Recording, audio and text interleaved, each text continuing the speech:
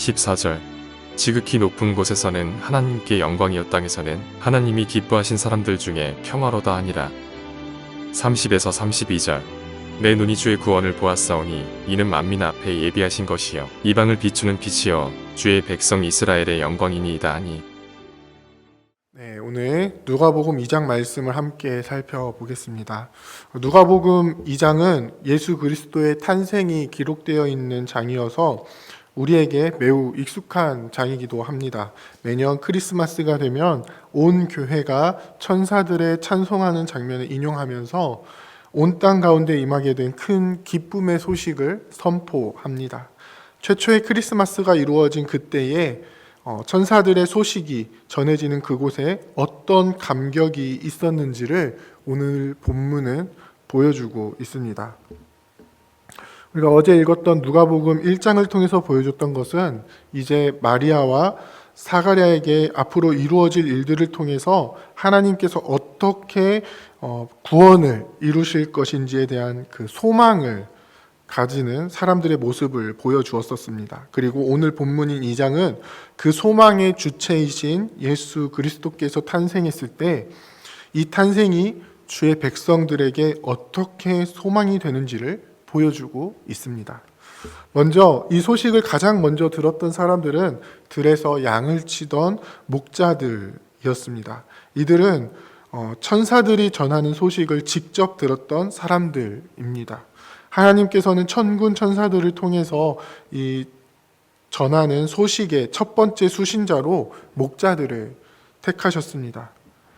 당시 이 목동들은 유대 사회에서 천한 직업에 종사하는 자들로 분류가 되었습니다.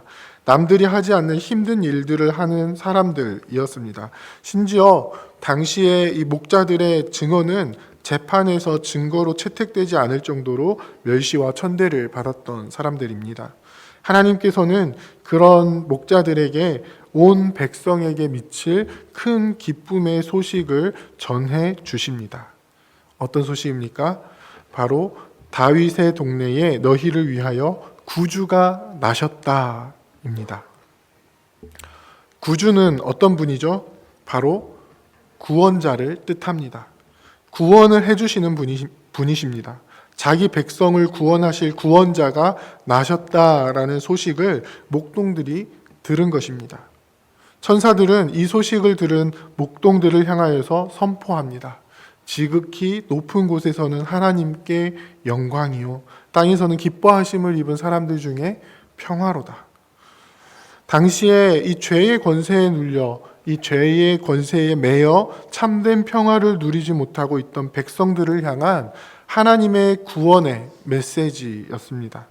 오늘 태어난 예수 그리스도를 통해서 이 일을 이루실 것이다 라고 분명하게 선포하시는 것입니다. 이 소식을 들은 목동들은 어떻게 합니까? 바로 베들레헴으로 달려갑니다. 한 집에 들어가서 구유에 누이신 아기를 보고 천사가 선포한 메시지가 사실임을 깨닫게 됩니다. 그들의 반응은 어떠했죠? 20절에 보면은 목자들은 자기들에게 이르던 바와 같이 듣고 본 그 모든 것으로 인하여 하나님께 영광을 돌리고 찬송하며 돌아가니라. 무슨 뜻이냐면요, 천사를 통해서 전해진 메시지가 사실이다라는 것을 확인했다는 것입니다. 이 확인은 목자들로 하여금 하나님께 영광 돌리고 찬양하도록 만들었습니다. 왜냐하면 이 아기가 우리의 구원자라는 사실을 이 목자들이 알았기 때문입니다. 지금 억눌리고 매여 있는 자신들을 구원하실 구원자가 드디어 나셨다라는 사실을 확인했기 때문입니다. 그 아기를 통해서 우리에게 구원이 이루어질 것이다라는 그 소망을 보았기 때문입니다. 이 다음 구원자의 나심을 본 사람은 누구였습니까? 바로 시므온이라는 사람입니다. 이 사람은 의롭고 경건하여 이스라엘의 위로를 기다리는 자라고 묘사를 하고 있습니다. 그에게는 성령께서 함께 하셨는데 성령을 통해서 어떤 메시지를 듣습니까? 그리스도를 보기 전에는 죽지 아니하리라는 메시지를 듣습니다. 이 시므온이란 사람은 그리스도를 통해서 임하게 될 하나님의 위로, 자기 백성을 위로하시는 하나님의 은혜를 사모하며 기다리던 사람입니다. 이 시므온이 예루살렘에서 예수님을 만나게 됩니다. 이제 난지 8일 만에 할례를 받기 위하여서 예루살렘에 올라가 이제 율법에서 정한 대로 예물을 드려 제사를 드리게 됩니다. 성령의 감동 속에서 요셉과 마리아가 이 아기 예수님을 데리고 예루살렘에 오셨음을 이 시므온은 알아보게 되었고요. 그 아기를 안고 하나님을 찬양합니다. 어떤 찬양을 하죠? 바로 자기 백성들을 위로하시는 하나님의 놀라우신 은혜를 노래합니다. 30절에 보면요, 내 눈이 주의 구원을 보았사오니 라고 고백을 하는데요, 시므온은 예수 그리스도를 통해서 이루실 하나님의 구원을 보게 되었습니다. 이 구원을 통해서 하나님의 백성에게 어떤 위로가 임하게 될지를 보게 되었습니다. 그리고 이 구원의 빛이 단지 이스라엘 민족에게만 비추는 것이 아니라 32절에 보면 이방을 비추는 빛이라고 이야기를 합니다. 하나님의 위로가 이스라엘 민족 안에만 국한되는 것이 아니라 열방 가운데 하나님의 백성으로 부르심을 받은 모든 자에게 임하게 되는 것을 보게 된 것입니다. 그는 예수 그리스도를 통해서 이루실 이 구원의 사역이 하나님의 백성들을 어떻게 세워 가실 것인지, 이 사역이 대적들에 의해서 어떻게 비방을 받고 표적이 될 것인지를 예언합니다. 하지만 예수 그리스도를 만난 그의 마음 가운데 있었던 것은 하나님의 위로가 확실하게 백성들에게 임하게 될 것이다 라는 소망이었습니다. 세 번째로 구원자의 나심을 본 사람은 바로 안나라는 이 나이 많은 여선지자입니다. 이 여선지자는 결혼 후 7년 만에 남편을 여의고 평생을 성전에서 섬겼던 사람입니다. 안나가 예수님을 보았을 때에 보였던 반응은 무엇입니까? 하나님께 감사하고 예루살렘의 속량을 바라는 모든 사람에게 그에 대하여 말하는 것이었습니다. 무슨 말을 했을까요? 바로 이 아기가 예루살렘의 속량을 이룰 메시아입니다. 이 아기를 통해서 하나님의 백성들이 속량을 입게 될 것입니다. 하나님께서 그 구원을 이 아기를 통해서 이루실 것입니다. 이렇게 말하지 않았겠습니까? 예수 그리스도의 나심은 하나님의 백성들에게 구원을 이루시는 이 하나님의 은혜를 보여주는 사건이었습니다. 예수 그리스도를 통해 이루실 그 구원을 꿈꾸게 하는 사건입니다. 그 구원을 바라보며 그 위로를 바라보며 그 속량하심을 바라보며 소망하게 하는 것입니다. 사랑하는 부평교회 성도 여러분, 우리가 예수 그리스도에 대해서 들을 때에 이 소망이 우리 안에 넘쳐나기를 원합니다. 우리의 구원자이신 이 예수 그리스도에 대해서 들을 때에 하나님께서 주시는 참된 위로를 경험하게 되는 우리가 되기를 원합니다. 예수 그리스도를 통해서 우리를 속량해 주시고 하나님의 백성으로서 온전하게 살아가게 하시는 그 은혜를 누리게 되는 우리가 되기를 원합니다. 우리는 왜 예수 그리스도를 통해서 이러한 은혜를 누릴 수 있게 됩니까? 그것은 바로 모든 성경이 예수 그리스도를 통해서 하나님께서 약속하신 놀라운 일들을 이루실 것이다 라고 분명하게 말씀하고 있기 때문입니다. 오늘 본문에 보면요, 예수님께서 12살 되던 때에 일어났던 한 사건을 기록하고 있는데요. 어떤 사건이죠? 바로 내 아버지 집에 있어야 할 줄을 알지 못하셨나이까? 라고 예수님께서 그 마리아와 요셉에게 이야기하는 사건입니다. 예수님께서 요셉과 마리아와 함께 이 유월절을 지키기 위해 예루살렘에 올라갔다가 가족들과 떨어져서 성전에서 이 율법 교사들과 듣기도 하고 묻기도 하면서 그 지혜를 나타내 보이신 장면입니다. 어째서 예수님께 이 지혜가 있을 수 있습니까?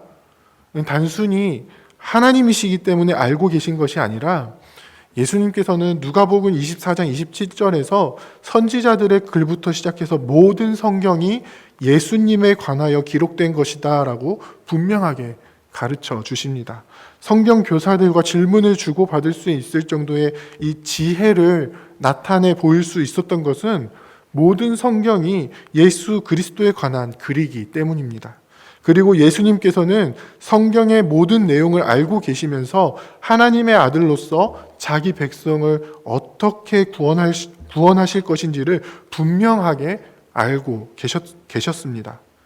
예수님께서는 이 땅에 오신 목적을 분명하게 아셨고 이 지혜를 나타내 보여주심을 통해서 어떻게 하십니까? 이 글을 읽고 있는 모든 주의 백성들에게 구원자로서 어떤 일들을 이루실 것인지를 분명하게 가르쳐 주고 계신 것입니다. 그것은 바로 하나님의 아들로서 성경에 기록된, 성경에 약속된 그 구원을 이루시겠다라는 이 예수 그리스도의 정체성과 사명을 보여주는 장면입니다.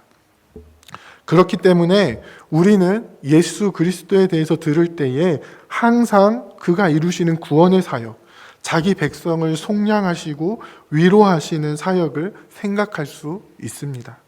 그가 우리의 삶 가운데 어떠한 일들을 이루었는지를 분명하게 기억할 수 있습니다.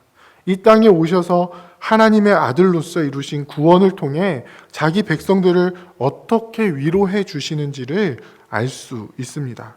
그것을 알 때에 우리는 이 땅에서 더 이상 억눌리는 것이 아니라 죄의 권세에 매여 있는 것이 아니라 예수 그리스도 안에서 이루시는 이 주님의 놀라우신 일들을 기대하며 소망하며 또 기쁨으로 살아갈 수 있게 되는 것입니다. 이 소망 가운데 살아가시는 저와 여러분들이 다 되시기를 원합니다. 자기 백성을 속량하시고 참된 평화 가운데 거하게 하시는 주님의 놀라우신 은혜를 누리며 살아가시기를 원합니다. 우리에게 행하실 주님의 크고 놀라우신 일들을 소망하면서 우리를 자유케 하실 주님의 은혜를 기대하면서 이 땅 가운데 하나님의 위로를 받으며 살아가시는 거룩한 주의 백성들이 다 되시기를 주님의 이름으로 부탁드립니다. 기도하겠습니다. 이제 오늘 받은 말씀으로 함께 기도하겠습니다. 예수 그리스도께서 이 땅에 오셔서 이루신 일들을 기억하며 그분이 주시는 위로와 그분이 이루시는 속량을 통해 참된 구원의 은혜를 누리는 주의 백성이 되게 하옵소서. 예수 그리스도를 통해 속량과 위로를 얻은 자로서 그 위로와 속량을 전하는 자로서 살아가며 구원받은 자로서의 모습을 드러내는 우리가 될 수 있도록 도와주옵소서.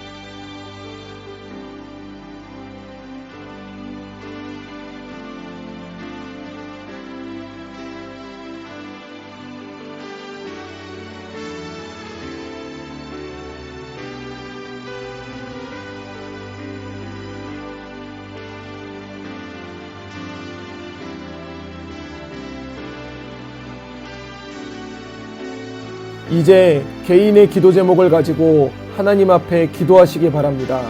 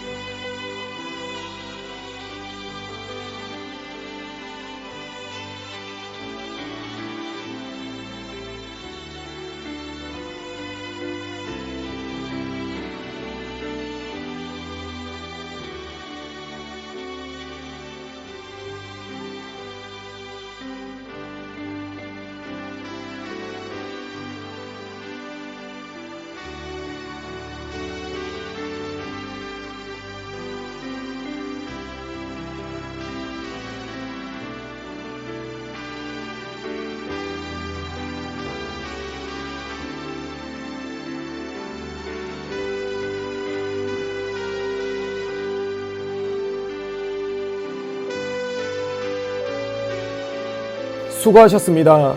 오늘도 하나님의 인도하심 가운데 승리의 하루를 보내시는 우리 재건부평교회 모든 성도님들이 되시기를 주님의 이름으로 축복합니다.